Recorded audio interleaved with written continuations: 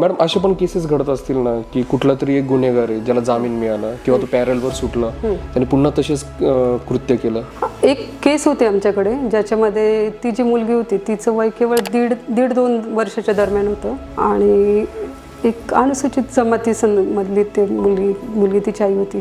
तर काय झालं त्यामध्ये तिची जी आई होती त्या मुलीची आई तर तिचे मामा होते ते ऑलरेडी एका केसमध्ये म्हणजे त्यांना जन्मठेप झालेली होती आणि ते पॅरलवर सुटून गावाकडे आले तर ही जी भाची आहे म्हणजे त्या मुलीची आई जी भाची तिच्या घरी आले तिथं 2-3 दिवस राहिल्यानंतर मग जेव्हा जाताना त्यांनी काय केलं ती जी मुलगी होती 1.5-2 वर्षाची त्या मुलीला उचलून ते एका ठिकाणी घेऊन गेले जिथं एकदम काटेरी वगैरे झोडपं वगैरे होते अशा ठिकाणी त्या मुलीवरती त्या व्यक्तीने अत्याचार केला आणि त्या मुलीला तिचंच बेशुद्ध अवस्थेमध्ये सोडून तो माणूस तिथनं पळून गेला.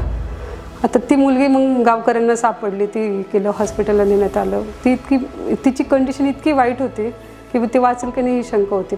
त्या माणसाचं पुढे काय झालं? ते माणसाचं असं झालं की तो पहिले जन्मठेपेमध्ये होतंच पण असं कृत्य पॅरलवर केलेलं असताना पुन्हा त्याला दुसरी पण जन्मठेप झाली. तो आजही जेलमध्ये? आजही जेलमध्ये. मग अशा लोकांना मॅडम फाशीची शिक्षा होत नाही का?